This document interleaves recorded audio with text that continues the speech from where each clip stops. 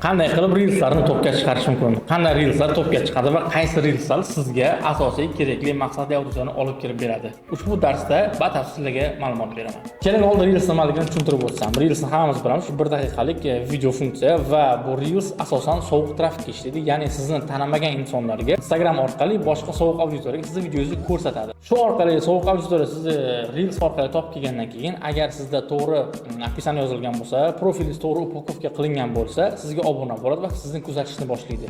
Shuning uchun ham doimiy siz reels chiqarib borishingiz kerak. To'g'ri, boshida siz hech kim ko'rmaydi, prosmotrlar kam bo'ladi. Bundan motivatsiya tushishi kerak emas. Naborot dannishim ijod qilaverish kerak. Instagram doimiylikni yaxshi ko'radi. 100 ta video ishlang, 100 tadan 90 tasi sizga kerakli bo'lgan obunachini olib kelmaydi, lekin 10 ta video topga chiqib, albatta sizga kerak bo'lgan auditoriyani olib keladi. Topga chiqaradigan reelsni qanday ishlash kerak? Endi sizga reelsni batafsil to'liq tushuntirib beraman. Reels asosan 3 ta qismdan iborat bo'ladi. Birinchisi bu hook, ya'ni kurchok deydi, qarmoq. Videoni birinchi 3 sekundidan 7 sekundigacha siz juda ham kerakli bo'lgan gapni gapirishingiz, ya'ni frazani gapirishingiz kerak. Hook degani har xil narsa, har xil gap bilan, harakatlar bilan insonni e'tiborini jalb qilib olish. Boshidayoq videoda siz hook berib insonni e'tiborini jalb qildingizmi, demak u inson sizning videongizni oxirigacha ko'radi. Hooklarning turi juda ham ko'p. Vizual hook bor, harakatli hooklar bor yoki gap bor. Misol uchun mana ozish haqida siz video ishlamoqchisiz va sizga hook kerak. Hook qanaqa bo'lishi mumkin? Assalomu alaykum, bugun men sizga ozish haqida ma'lumot beraman. Bu noto'g'ri hook. Hook degani sirazi e'tiborni jalb qilish kerak. Agar ushbu videoni o'tkazmasangiz, sizga ozishni 100% o'rgataman. Bu bitta hook. Agar ratsioningizdan ma'lum bir produktni olib tashlamasangiz, siz hech qachon oza olmaysiz. Mana bu ham hook. Qanaqa narsa bo'lishi mumkin deb turib, siz videongizni oxirigacha ko'radi.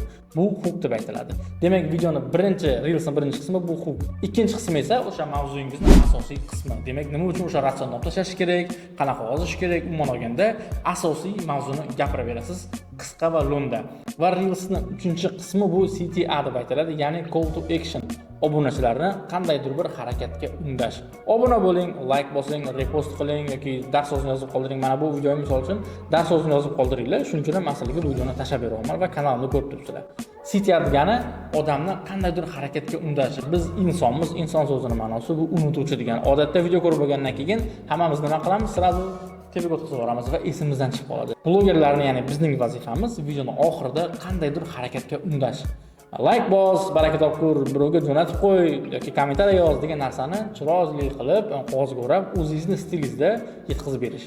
Mana shu 3 ta narsadan iborat bo'ladi. Ya'ni birinchisi bu hook, ikkinchisi asosiy qismi va uchinchisi CTA, ya'ni call to action bo'ladi. Bundan tashqari ba'zi bir nüanslar bor, bularni ham hozir sizga batafsil tushuntirib o'taman. Reels ishlayotgan paytingizda birinchi o'rinda iloji boricha tashqi ko'rinish va vizualga e'tibor bering. Vizual degani bu mana shu: mikrofon, notebook, softbox turibdi, orqamda yordamchi kichkina softbox turibdi. Orqadan RGB tashlab har xil ranglar qilishingiz mumkin bo'lsa, gullar, dekoratsiya turibdi. Ya'ni buni vizual deb aytadi. Vizualga e'tibor berishingiz kerak birinchidan. Ikkinchidan gapirish tonisiga ham e'tibor berishingiz kerak. Iloji boricha qattiq emas, sekin emas, o'rtada vajohat bilan gapirish kerak. Misol tushuntirib beraman. Juda ham sekin gapirish kerak emas. Men sizlarga hozir reels haqida ma'lumot beraman deb ham bo'lmaydi. Men sizlarga hozir reels haqida ma'lumot beraman deb ham bo'lmaydi. O'rtasini, oltin o'rtani ushlab gapirib berish kerak. Men sizga hozir reels haqida batafsil ma'lumot beraman.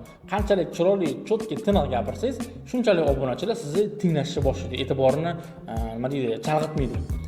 Keyingi e'tibor beradigan narsangiz, reels ishlayotgan paytda harakat qiling, dinamikaga e'tibor berish kerak. Ya'ni kadrlar iloji boricha tez almashib turish kerak. Yaqinlashib turish kerak, uzoqlashib turish kerak. Har xil sound effektlar qo'ying, переходlar qo'ying, har xil smayliklar qo'ying, har xil o'sha pack deydi, kerakli o'sha emblemalarni, frazalarni ishlatib, o'sha gapingizga mos tushadigan smayliklarni ishlating. Buni dinamika deydi. Seriallarda, kinolarda ko'rsanglar, nimaga ko'zinglarni uzmasdan ko'rasizlar? Chunki ularda har 3-7 sekundda kadr almashib turadi. Shunchaki siz ham kadr almashtirib tursangiz, bu ham sizga reelsingizni topga chiqishga ancha-muncha yordam beradi. Endi siz reels orqali brendingizni tanitmoqchi bo'lsangiz, savdoingizni oshirmoqchi bo'lsangiz yoki kurs sotmoqchi bo'lsangiz, mahsulotingizni sotmoqchi bo'lsangiz, mavzuga e'tibor berasiz. Hozirgi aytganlarim hammasini inobatga olgan holatda o'zingizga kerakli mavzularni topishni boshlaysiz. Birinchi o'rinda o'zingizni raqobatdoshlaringizni analiz qilasiz. Ikkinchi o'rinda ularni tushgan videolarni, ya'ni million prosmotr yig'ganlarni ideologiyasini olasiz, biriga bir kopirayot qilmasdan ozgina o'zingizga adaptatsiya qilib, to'g'rilab turib, Reels tarzida chiqarishni boshlaysiz va davomiy Reels chiqarasiz. O'shandagina sizda shaxsiy brend rivojlanadi, savdoyingiz oshadi, mahsulotingizni sotishingiz mumkin, brendingizni tanishingiz mumkin yoki xizmatingizni, kursingizni sotishingiz mumkin. Navbatdagi go'shtli ma'lumot sizlarga Reels qaysi mavzuda bo'lishi kerak. Hozir sizlarga universal 3 ta mavzu aytaman. Bu mavzu doim dolzarb va bu mavzuda ishlangan Reelslar doimo topga chiqqan. Birinchisi bu pul. Hammaga pul qiziq. Nima, nech pul turadi, kim nech pul topadi, qayerga kim nech pul sarfladi. Pul mavzusida aylansanglar, atrofida yaxshi prosmotr yeydi. Bu birinchi mavzu, dolzarb. Ikkinchisi bu munosabatlar. Oiladagi munosabat, er-xotin munosabati, ota-ona munosabati, ota va bola munosabati, do'stlar orasidagi munosabat, sinfdoshlar orasidagi munosabat, sherikchilikdagi munosabat, umuman munosabat haqida video ishlang, sizda asosan topga chiqish ehtimoli katta bo'ladi. Uchinchi muhim mavzu esa bu sog'lik. Hammaga sog'lik kerak. Sog'likka tegishli bo'lgan mavzularni o'zingizning yo'nalishingizga olib kelib gapirib bersangiz bo'ladi. Любой yo'nalishga sog'lik, pul va munosabatlar tushadi va bu juda ham dolzarb mavzu. Mana shu 3 ta mavzu atrofida Reels ishlasangiz, katta ehtimol bilan sizda Reelsda topga chiqadi. Men sizga hozir bu darslikda qisqa tushuntirib berdim, lekin men o'zimning Insta Bazarat nomli kursimda to'liq har bitta mavzuni ichiga kirib, batafsil tushuntirib berganman. Bu kurs haqida to'liq ma'lumot olish uchun mana bu ekraningizda ko'rib turgan Telegramga murojaat qilsanglar, batafsil ma'lumot beriladi. Eslatib o'taman, bu kursga joylar chegaralangan bo'ladi. Mana qanaqa gapirishimni, tushuntirishimni, bilimimni video orqali ko'rgan bo'lsangiz kerak, kursimda bundan ham juda ko'p ma'lumotlar berilgan. Hozir siz eshitgan ma'lumotlar bu kursdagi 100 dan 1 ma'lumot. Tasavvur qiling, qanaqa ma'lumotlar kursda beriladi. Video foydali bo'lgan bo'lsa, kanalimga obuna bo'lamiz. Like bosib, kommentariyada o'z fikrlaringizni yozib qoldiringlar.